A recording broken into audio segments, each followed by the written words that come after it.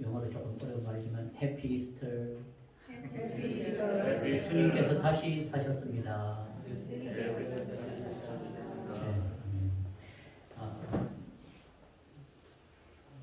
당신도 다시 사실 것입니다.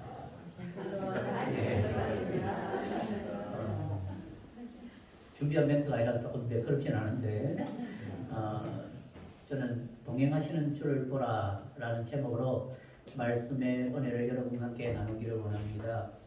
이 우주에는 부활의 원리가 있습니다. 다시 죽은 것이 다시 사는 능력을 가진 것들이 있습니다. 도마뱀은 꼬리를 자르면 그 꼬리가 다시 살아납니다. 식물들은 뿌리만 살아있어도 줄기를 잘라도 다시 원래의 모습대로 줄기가 자라고 싹이 나고 그렇게 식물의 모양을 다시 회복합니다. 요즘 팥값이 비싸가지고 저희 집에도 파를 한 단 사오더만은 저희 집 사람이 잘라가지고 붙여놨더라고요. 참 붙인 게 아니고 그죠?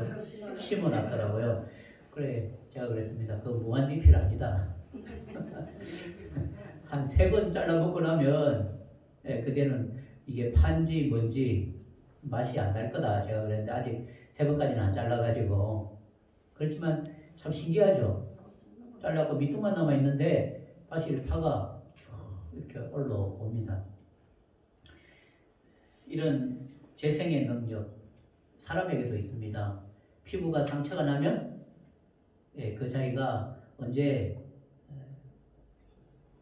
상처가 났는지 모르게 아물고 또 새살이 돋고 회복되는 것을 보게 됩니다. 사람의 간은 반을 잘라도 다시 재생이 된다고 합니다. 이런 재생의 능력이 찾아보면 많이 있습니다. 왜 그럴까요? 이 생명이 하나님께로부터 온 것이라는 것을 보여주고 있다는 사실을 여러분 아시기를 바랍니다. 하나님이 주신 생명이기 때문에 싸구려 생명이 아니라는 거예요. 하나님이 생명을 주실 때 그냥 거품처럼 사라지는 그런 생명을 주신 것이 아니라는 것입니다. 특별히 사람은 하나님께서 지으실 때 그 코에 생기를 불어넣으셨다. 하나님의 생명의 기운을 불어넣어 주셨다. 그렇게. 그리고 사람은 특별히 하나님의 형상대로 지음받았고 영생하며 하나님과 영원히 그 영혼의 세계를 살도록 창조되었다고 그렇게 성경이 말씀하고 있습니다. 그런데 왜 이 땅에 죽음이 있는 것입니까? 죽음은 하나님이 창조하신 것이 아닌데 사람의 범죄함, 하나님을 떠남으로 그 생명이 끊어지고 죽음이 오게 되었다는 사실을 여러분 아시기를 바랍니다. 한 사람 아담이 범죄함으로 말미암아서 이 세상에 죽음이 들어오게 되고 만물이 사망의 고통을 겪게 된 것입니다. 이것은 무엇을 말해주는 것입니까? 여기에는 역설적인 진리가 있습니다. 한 사람으로 말미암아서 죽음이 들어왔다면 한 사람으로 말미암아서 생명의 회복이 이루어지는 줄 여러분 아시기를 바랍니다. 한 사람으로 말미암아서 아담 한 사람으로 말미암아서 모든 인류가 죽음을 맞이하고 세상 만물이 사망의 고통을 겪게 되었습니다. 이제 예수 그리스도 한 분으로 말미암아서 모든 사람들이 그리스도 안에 있는 모든 사람들이 생명을 얻고 만물이 회복되는 역사가 일어나는 줄 여러분 믿으시기를 바랍니다.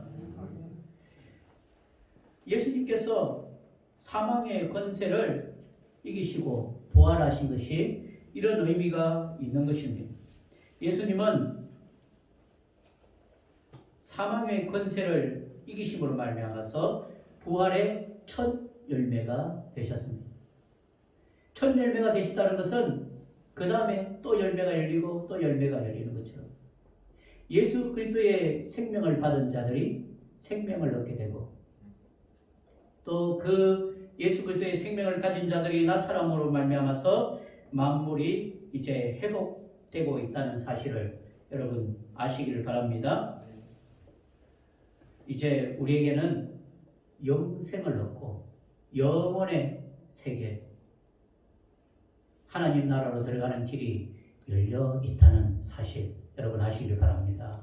우리 옆에 분들 보시면서 한 번 더 예수님이 다시 사셨습니다.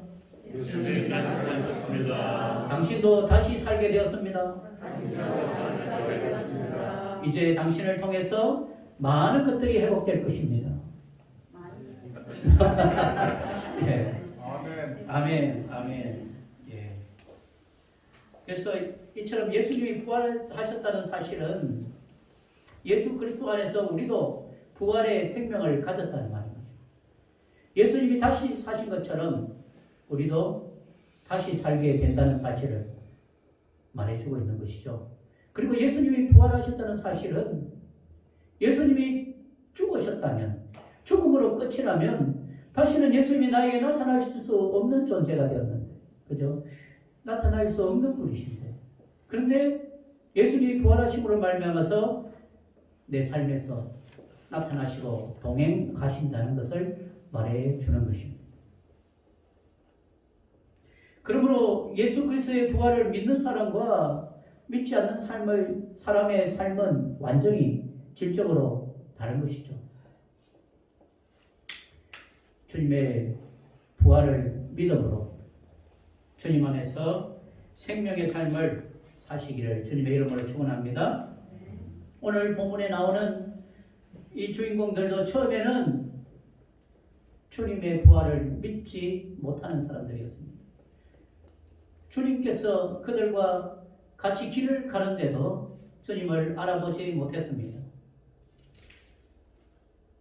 이런 그들에게 주님께서 말씀을 풀어주시고 영적인 눈을 열어주심으로 부활하신 주님을 보게 되었고 주님을 믿게 되었습니다. 이와 같은 일이 저와 여러분 가운데 오늘 말씀을 듣는 가운데 이 예배 드리는 가운데 일어날 수 있기를 주님의 이름으로 축원합니다. 오늘 이 사건은 오늘 본문에 기록된 것처럼 예수님께서 부활하신 날 오후에 저녁 무렵에 해질 무렵에 일어난 그런 사건입니다.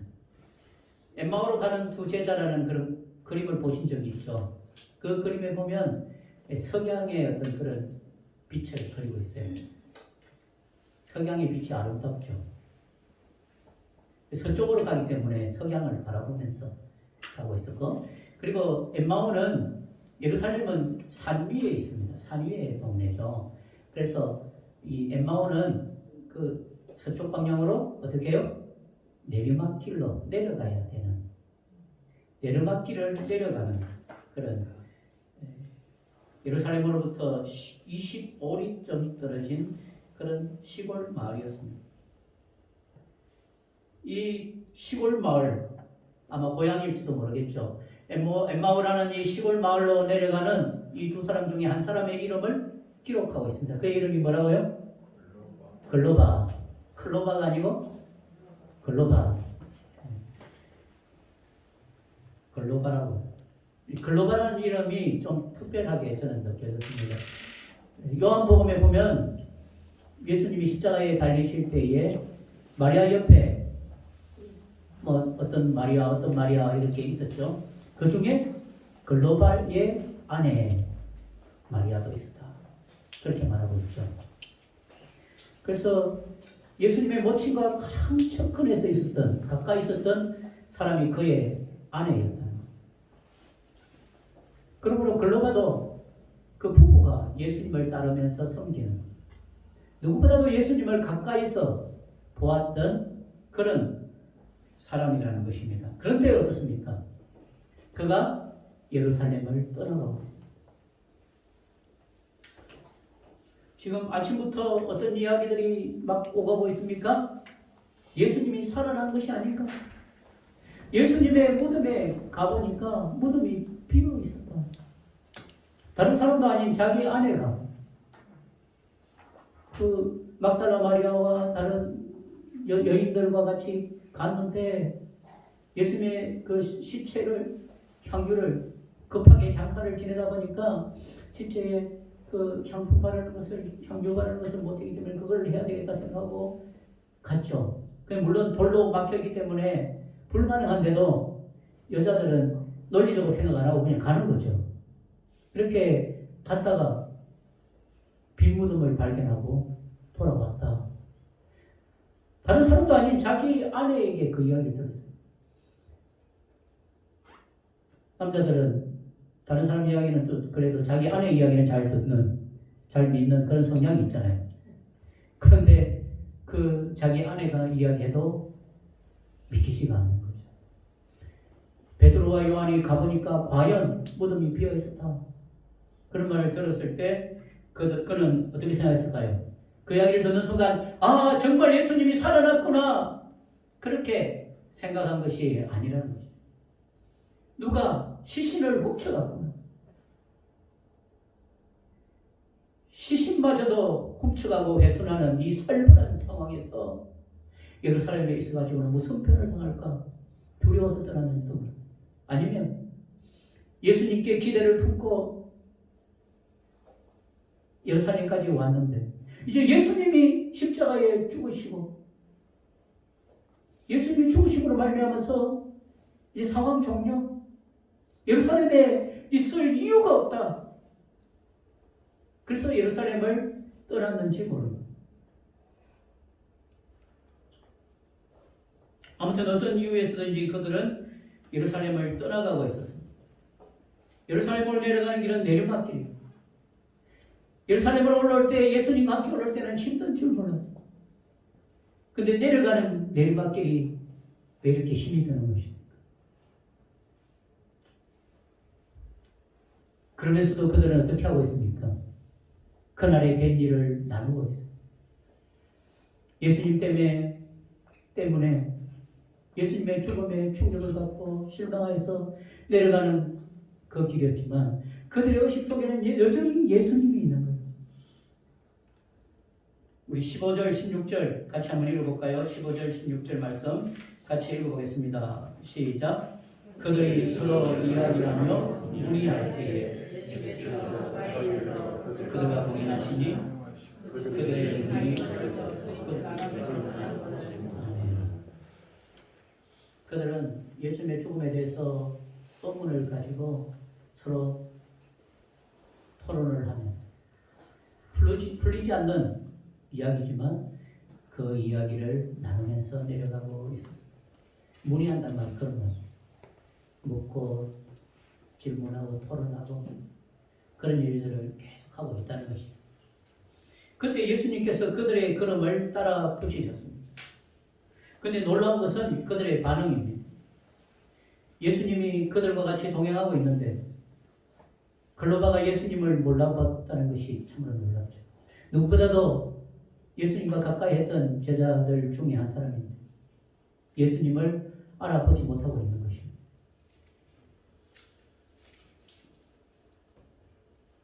어떻게 이런 일이 일어날까요? 날이 어두워져서? 아니면 예수님이 마스크를 쓰고 계시기 때문에? 오늘 오다 보니까 현수막에 모 후보 이렇게 홍보, 이제 보궐선거 얼마 남았잖아요. 그 사진이 있는데 그 이제 현수막에 사진을 붙이는데 마스크를 쓰고 있더라고요. 제가 오늘 보면서 현수막에까지 마스크를 쓸 필요가 있느냐? 네. 현수막에 마스크 쓴다고 뭐 이게 어쨌든 참 이런 시국, 그때도 그런 시국이라서 예수님이 마스크를 쓰고 변장을 하고 나타나셔서 몰라봤을까요? 아니면 평소에 예수님은 꾀죄죄하셨는데 이제 부활하신 모습으로 그 용모가 더 젊어지고 더 빛나고 그래서 다른 사람으로 보였을까요? 거기에 대해서 오늘 본문은 뭐라고 말씀하고 있습니까? 눈이 가려워졌기 때문이다. 눈이 가려워졌기 때문이다. 그렇게 말씀하고 문제는 눈이 가려워지면 마치 안대를 한 것처럼 보이지 않는 것입니다. 눈이 가려워지면 주님이 함께 하셔도 볼 수가 없다는 것입니다. 오늘 본문에 읽지는 않았지만 나중에 그들의 눈이 밝아져. 마지막 절이죠. 마지막 절에 보면 그들의 눈이 밝아졌다. 그렇게 대조를 이루고 있죠. 감사하게도 주님은 우리가 눈이 가려워져 있어도 주님을 알아보지 못해도 기꺼이 우리와 동행하시는 분이라는 사실을 여러분 아시기를 바랍니다. 엠마오로 가는 이 두 제자와 함께 동행하셨다면 오늘 저와 여러분의 삶에도 주님이 어디 계십니까? 주님은 내 옆에서 걷고 계십니다. 우리가 보지 못해. 주님은 우리와 함께하고 있다는 사실입니다. 아무에게도 말할 수 없는 누가 나와 함께하겠나 그런 상황, 그런 답답한 가슴을 안고 인생의 내리막을 내려가는 그런 순간에도 주님은 우리와 함께하시고 걸음을 따라 붙이고 계시는 줄을 여러분 아시기를 바랍니다. 사망의 엄침한 골짜기, 정말 세상에서 죽음을 선포할 만한 그런 일이 나에게 일어나도 물론 육신적으로 죽는 일, 그때도 주님이 함께 하시고 또 나의 세상적인 명성과 부와 그들이 다 사라지는 순간 정말 사망과 같은 그런 시간이 와도 주님은 여전히 나를 버리지 않고 나와 함께하고 계시다는 사실을 여러분 믿으시길 바랍니다. 함께하고 계시는 것입니다. 오늘 본문에 가린다 이 말은 눈이 가리워져서 가린다 이 말은 사로잡는다, 붙잡는다 그런 뜻입니다. 그런 뜻을 가진 단어입니다. 눈이 사로잡혔다는 거죠. 붙잡혔다는 거죠. 우리가 눈물이 앞을 가린다 그런 말을 하잖아요. 눈물이 앞을 가리면 어떻게 돼요? 안 보이죠? 눈물이 앞을 가리면 물론 눈물 때문에 이 시야가 흐려져서 안 보이는 것도 있지만 사실은 뭐죠? 그 마음이 슬픔에 사로잡힌 거죠. 이게 동시적으로 일어나는 거예요. 제가 어떤 선교사님이 그 사모님이 암으로 투병하시다가 돌아가셨다는 이야기를 듣고 장례식장에 갔는데 그분과 저는 어쩌다 한번 보는 사이가 아니고 아주 잘 아는 사이예요. 근데 그 장례식장에서 사람들이 참 위로의 말을 하고 인사를 하는데 그냥 건성으로 받는 것 같아요. 그 제가 가가지고 안아주고 뭐라고 위로해야 될지 하면서 막 이러는데 감사합니다, 감사합니다 이러는데 저를 전혀 모르는 사람처럼 해요. 왜 그렇죠? 그 안에 있는 슬픔이 꽉 사로잡힙니다. 거기에 사로잡히니까 아무것도 안 보이는 거예요.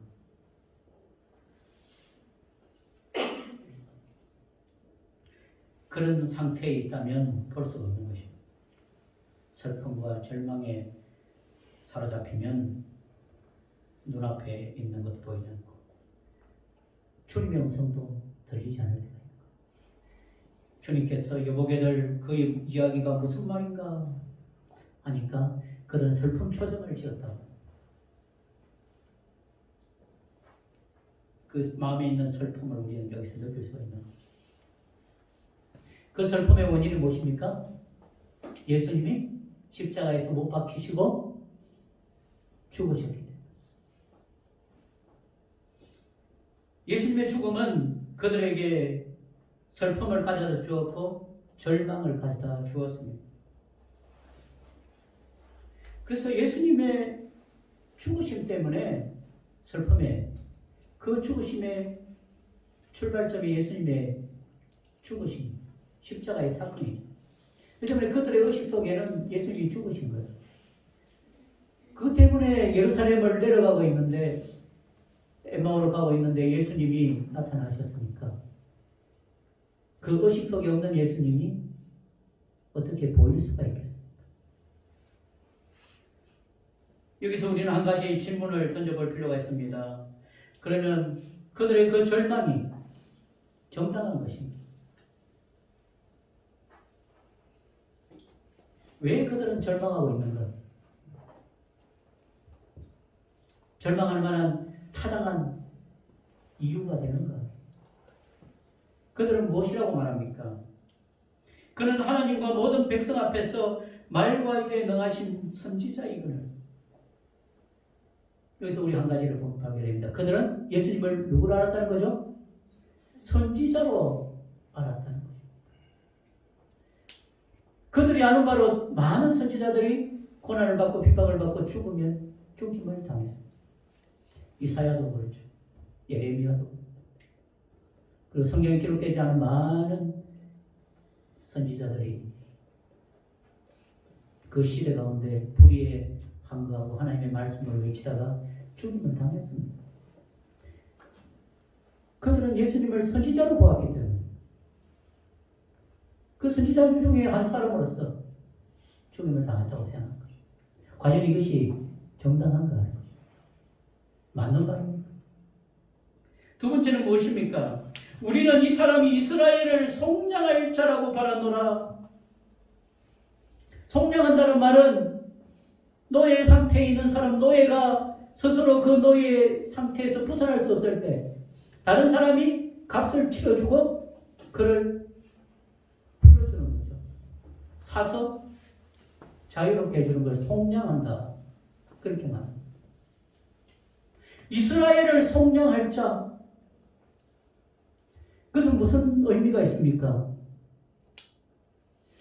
그들의 상태가, 그들은 로마의 압제하에서 노예와 같은 상태에 있다고 생각했습니다. 그렇기 때문에 그들에게 이스라엘을 속량할 자, 그것은 정치적인 메시아.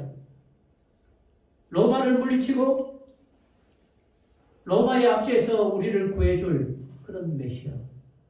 그런 메시아로 예수님을 알고 있었다는 것이죠. 그들이 그리는 예수님의 상은 뭔가 하면 백마를 타고 갑옷을 입고 당당하게 로마를 무찌르고 개선하는 그런 모습. 그런데 그런 기대감이 생길 때마다 그들에게 예수님의 모습이 선명하게 보이고 크게 보였어요.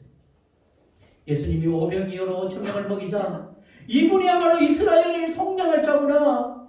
예수님이 선명하게 보여요.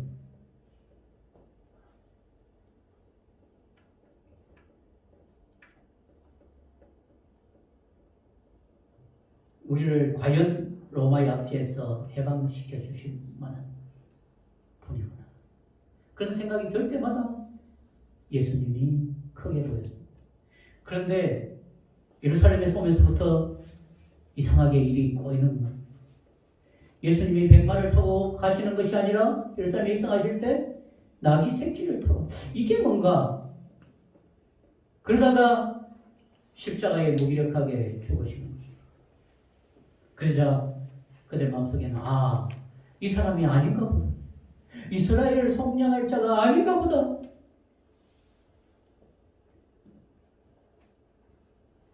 그렇게 실망하자 마치 카메라의 초점이 흐려지는 것처럼 그들의 시야에서 예수님이 희미해지고 사라져버려요. 이렇게 된 것이 예수님이 잘못한 것입니까? 예수님이 죽지 말았었어야 됩니다. 그것이 아니라는 것이죠.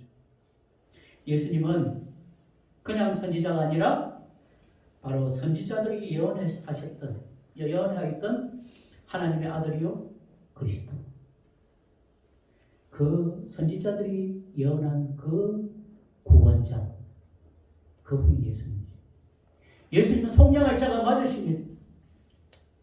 예수님은 이스라엘뿐만 아니라 그를 믿는 모든 자를, 모든 인류를 죄에서 대속하실 구원자이십니다.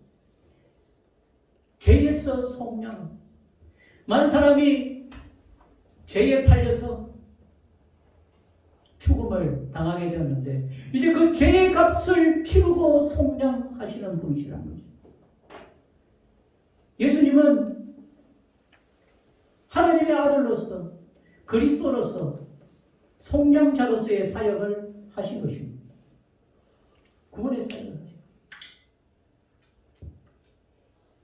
예수님이 가난한 자들을 고치고 병든 자들을 고치고 또 가난한 자들을 섬기고 귀신을 쫓아내고 할 때에 예수님은 예수님을 그들이 생각하는 이스라엘의 구원자로 생각했지만 예수님은 인류의 구주로서의 사역을 하고 계셨습니다. 예수님이 십자가에 못 박히실 때 그들의 기대는 어긋나는 것처럼 보였지만 사실은 예수님은 여전히 구주로서의 속량 사역을 하고 계십니다. 예수님 변함없이 속량자로서의 사역을, 구원자로서의 사역을 했습니다. 그런데 문제는 무엇입니까? 어떤 때는 예수님이 보이고 어떤 때는 안 보이고 헷갈리고, 그것은 예수님이 그들을 헷갈리게 하신 것이 아니고 그들이 예수님을 제대로 보지 못했기 때문에 잘못된 기대를 가지고 선입견을 가지고 편견을 가지고 예수님을 보았기 때문에 오늘 말씀처럼 거기에 사로잡혀 있기 때문에 고정관념에 사로잡히면 다른 건 안 보이죠. 사람은 반드시 죽고 사는 일은 없다 그런 생각만 하고 있으면 안 믿어져. 사단은 우리 속에 이런 고정관념을 고착화시키고 그리고 사상을 주입하고 그렇게 해서 우리의 생각을 마비시키고 영적인 생각을 못하게 하고 영적인 눈을 사용하지 못하게 우리의 눈을 차단해 버리는 것입니다. 마음이 사로잡히면 욕심의 시각도 마비되는 것이고 보이지 않는 것이고 결국은 어떻게 됩니까? 진리의 세계가 차단되는 것입니다. 그러므로 우리가 진리를 깨닫고 주님을 바로 보기 원한다면 우리의 시야를 가리는 것들이 사라져야 돼요. 우리 속에 있는 고정관념, 선입견, 편견 이런 것들이 내려놓아져야 돼요. 그러나 우리 힘으로는 할 수 없죠. 그렇기 때문에 주님이 오늘 동행하고 계시는 것입니다. 함께하고 계시는 것입니다. 주님께서 이런 우리를 도와주시는 것입니다. 예수님께서는 제자들에게 죽으시고 십자가에 죽으시고 사흘 만에 다시 살아나겠다. 죽으시고 사흘 만에 살아나는 이야기를 여러 번 하셨어요. 근데 제자들은 어떻게 했습니까? 들으려고도 하지 않고 믿으려고도 하지 않았어요. 만약에 그 말씀을 믿었다면 지금 일어나는 모든 일들이 주님의 말씀하신 대로 일어나는구나. 실망하지도 않았고 두려워하지도 않았어요. 여자들이 빈 무덤을 보았다. 천사들이 예수님이 살아나셨다고 하였다. 그런 말을 해도 그건 당연한 것이지. 그렇게 반응했어요. 그런데 어떻게 했습니까? 막달라 마리아가 예수님이 살아나셨다 이렇게 말하니까 이 마리아가 또 다시 정신병이 도졌나 그렇게 해서 터무니없는 말을 하고 있다. 제자들이 가서 그 세마포가 어떻게 해요? 사람이 그냥 싹 빠져나간 것 같은 그런 모양으로 되어 있더라. 사람이 이렇게 겹쳐가지고는 할 수 없는 모양이더라. 그렇게 이야기를 할 때 이상하게는 생각했지만 그것이 주님이 살아나셨다고 그렇게 생각할 수 없다는 거죠. 반박은 못하지만 그렇다고 부활을 받아들일 수도 없었던 것이죠. 이런 그들에게 주님이 뭐라고 말하십니까? 미련하고 더디 믿는 자들이요. 주님은 미련하고 더디 믿는 자들이라고 책망하셨습니다. 그렇지만 이 책망 속에는 희망이 있다는 사실을 여러분 아시기 바랍니다. 이 속에서 희망은 무슨 희망을 발견할 수 있습니까? 믿으라고 더디 믿는다. 더디 믿는다는 것은 믿음이 없다는 말이 아니에요. 믿음이 확실해지는 때가 있다.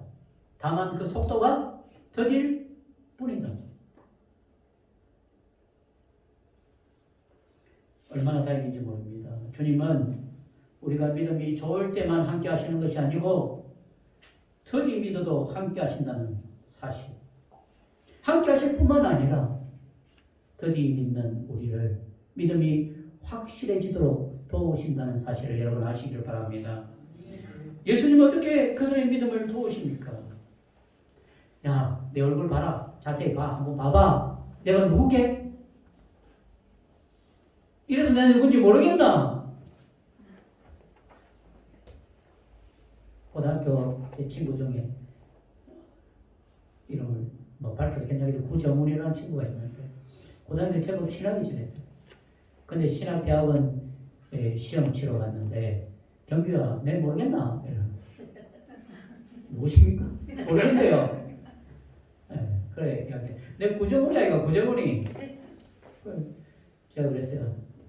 내가 아는 구정훈이 이렇게 안 생겼는데 훨씬 잘 생겼는데 그 사이에 한 10여 년 사이에 이마가 벗겨지고 살이 막 찌고 얼굴이 완전히 변형된 거예요. 그리고 자세히 보니까 어떻게 해요? 구정은 눈매며 이렇게 말하는 스타일이나 이제 다시 보니까 생각이 나는 거예요. 예수님 얼굴을 보여주면서 예수님 베라사령 상에서 변화되셨을 때에도 정말 영광의 광채로 빛이 바뀌면서 예수님이 변화되셨지만 그 지상에서의 모습과는 완전히 다른 모습으로 변화되셨지만 그래도 예수님인 줄 알아보지 않았습니까? 천국에 가면 이 땅에 계실 때와는 완전히 다른 모습으로 예수님 계시겠죠. 그냥 보는 순간 우리는 예수님이라는 걸 아는 거예요.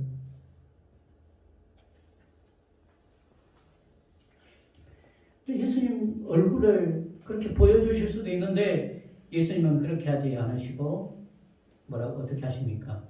모세의 율법과 선지자의 책에 기록된 약속의 말씀, 그것이 자신을 가리키는 것이라는 것을 풀어주시고 말씀해 주시고 그리고 메시아가 그리스도가 고난을 받고 영광에 들어가야 된다. 선지자들이 그렇게 구약의 기자들이 그렇게 말하지 않았느냐. 그렇게 말씀을 그저 그 말씀을 듣자 그 제자들의 마음이 어떻게 되었다고요? 뜨겁게 되고 그렇게 뜨겁게 되는 역사가 일어납니다. 이제 예수님의 부활의 사건이 예수님의 죽으심과 부활의 사건이 바로 하나님께서 말씀하신 대로 성취된 사실이다. 그것이 믿어지는 거예요. 주님을 보고 성경과 대조해 보니까 맞네. 그것이 아니라 주님은 말씀으로 먼저 그들을 깨닫게 하시고 말씀을 믿게 하시고 주님의 얼굴을 보게 하시는 사실은 믿음이 그 속에 믿음이 어떻게 된 것입니까?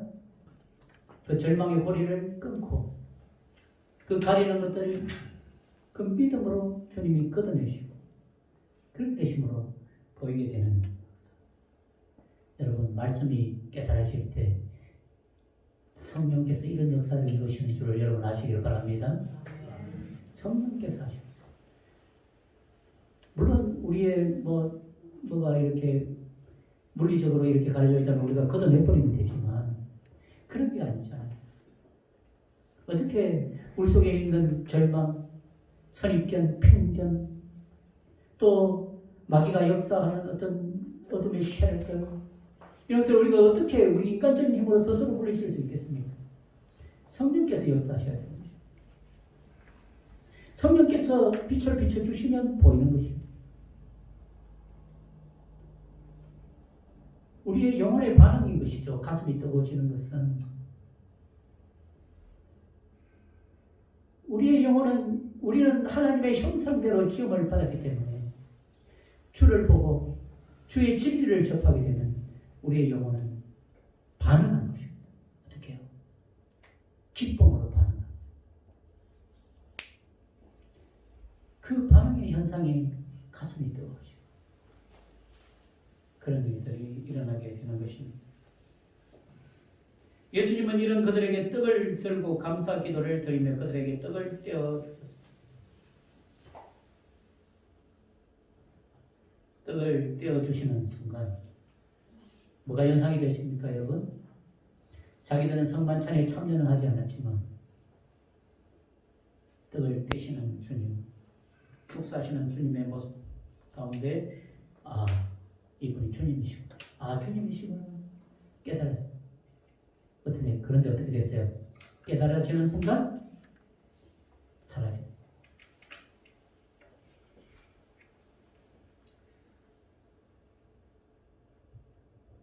렘브란트가 그린 그림 중에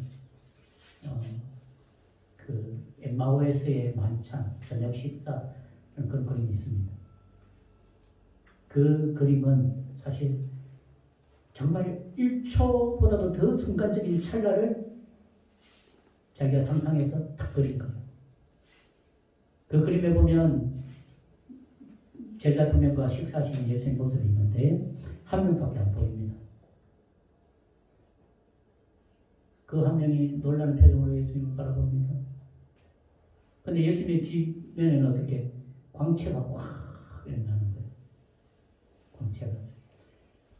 근데 그 어둠의 그림자 쪽에, 다리 쪽에 보면 한 사람이 거의 그냥 잘 안 보이는 모습으로 있는데 그 예수님께 엎드려서 경배하고 있는 모습을 봅니다. 그래서 예수님인 줄 알고 탁 절하는 순간 반짝하면서 어떻게 해요? 성광처럼 사라지는 그걸 자기가 렘브란트가 이 그림을 그리기 위해서 그는 18개의 번역본을 읽었다는 성경을 정확하게 이 본문을 이해하기 위해 당시에 18개 번역본이라면 전 세계에 있는 번역본을 다 읽었다. 렘브란트의 그림이 그 엠마오 많은 그 화가들이 이 엠마오 도상으로 가는 제자들 또 이 엠마오 도상에 일어난 이 일들을 그리려고 또 시도를 많이 했고 그런 그림들이 많이 나왔는데 그 중에서 렘브란트만큼 석작을 많이 한 사람이 없어요.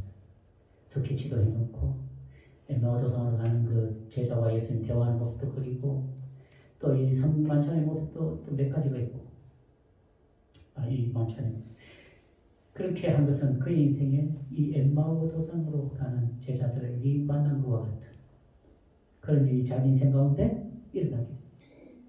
그는 원래 잘 나가던 그런 화가였습니다. 그런데 그가 그렇게 부자였고 그림의 천재라는 소리를 듣고 많은 사람들이 그의 그림을 사가고 그런데 그가 예수님을 만나고 나서부터는 그의 그림이 달라져요.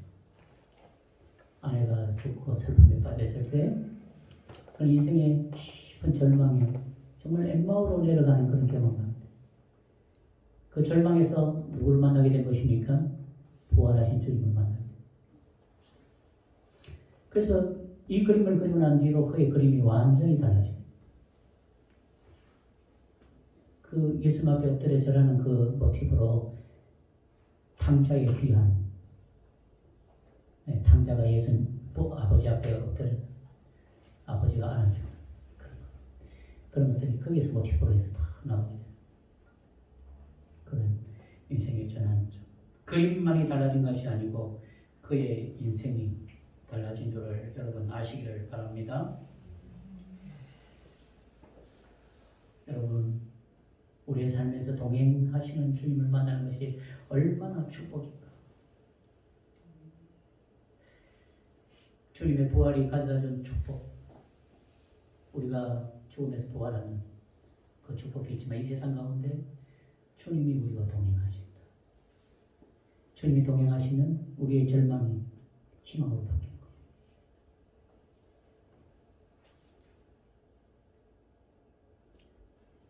그가 레브란트가 성경을 많이 읽었던 것처럼 그 성경 속에서 진리의 빛이 이제 비치기 시작하니까 그의 그림이 달라지죠.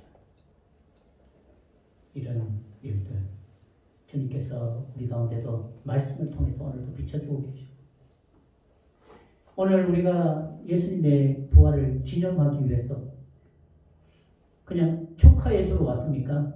예수님 부활하신 거 축하합니다. 마치 나와는 상관없는 그분의 어떤 축하할 일로만 그렇게 생각합니까? 예수님이 부활하심으로, 죽은 자 가운데 사심으로 가장 수혜를 입은 사람은, 혜택을 입은 사람은, 복을 받은 사람은 바로 저와 여러분인 것입니다. 이런 것들이, 이런 세계들이 열리시길 주님으로 축원합니다. 오늘 이 두 제자의 이야기가 우리에게 주는 메시지가 무엇입니까? 그것은 바로 부활하신 주님을 만날 때에 우리의 인생의 길이 달라진다. 엠마오로 가는 그 길이 다시 예루살렘으로 가는 그런 길로 바뀐다는 것입니다. 30절에 33절에 보면, 오늘 본문에 한 33절, 곧 그때로 일어나 예루살렘으로 돌아가니, 그렇게 말씀하고 있습니다. 그때는 어떤 때입니까? 날이 저물었고 밤이 어두운 때였습니다. 이제 저녁을 먹고 다 잠드는 시간이에요. 그런데 어떻게 해요? 예루살렘으로 돌아가. 조금 전에는 예수님 알아보지 못하고 여기서 우리 유합시다, 여기서 자고 갑시다. 그런데 그날 잠들 수 없어요.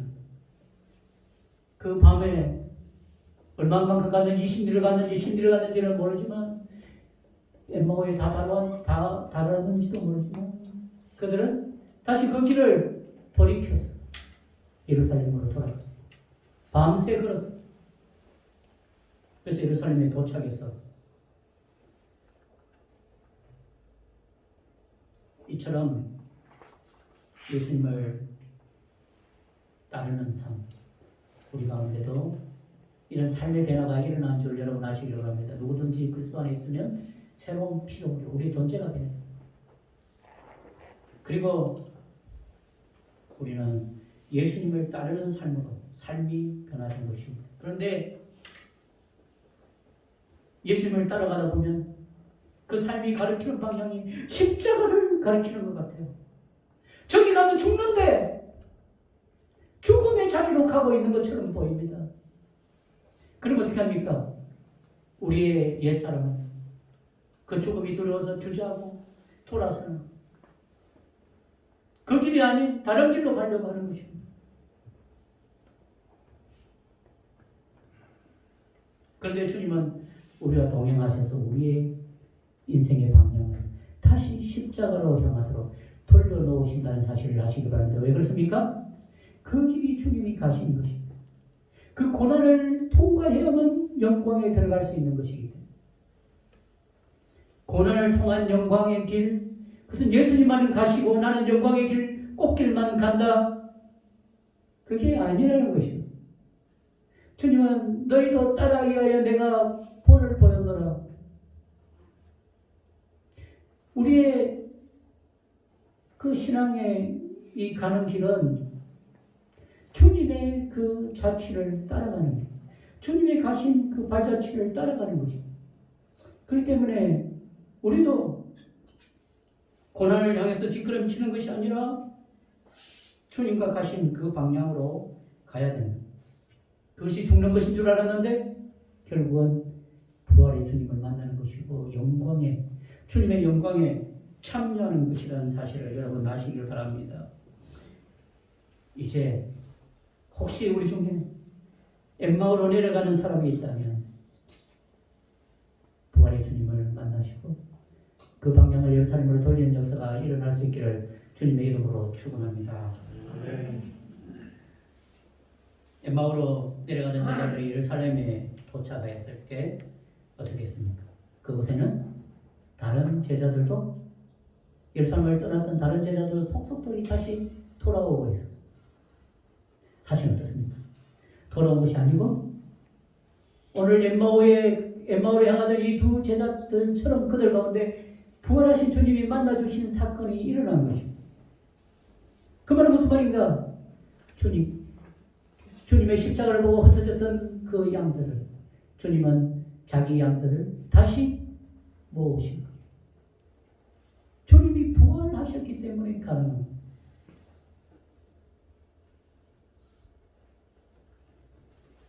그러면서 그들은 뭐라고 말합니까? 시몬 베드로가 말한 것이 사실이다. 과연 시몬 베드로가 말한 대로 주님은 살아나셨다. 그 말은 무슨 말이에요? 시몬 베드로가 주님을 만난 것처럼 우리도 주님을 만났다. 그렇기 때문에 이제 그 말을 믿겠다. 여러분, 교회가 이런 것인 줄 믿습니다. 우리의 삶의 각자 자리에서 부활의 주님을 만나고 이제 공동체로 모여서 과연 주님이 살아나셨다. 과연 그 말이 사실이다. 서로 고백하며 또 그렇게 고백하는 자리에 주님이 임재하셔서 우리에게 더 큰 기쁨을 주시는 그런 역사가 있는 교회. 그것이 진정한 교회의 모습인 줄 믿습니다. 초대교회 때는 이런 교회의 모습이 있었습니다. 오늘 우리가 함께하는 교회로 이렇게 모일 때 우리가 이렇게 함께하는 이 자리에 두세 사람만 모여도 주님이 함께하십니다. 부활하신 주님이 못 가실 곳이 어디 있어요? 성령을 보내시고 말씀으로 함께하시고 이 자리에도 오늘 제가 전하는 이 자리에도 제가 말씀을 전하지만 이 가운데 우리의 믿음이 더 강화되고 그랬을 때 우리의 영적인 시각이 더 열리고 주님을 보는 역사, 그 주님을 만난 그 은혜가 풍성한 그런 역사가 함께 있는 줄 믿습니다. 이런 은혜를 누리는 저와 여러분 될 수 있기를 주님의 이름으로 축원합니다.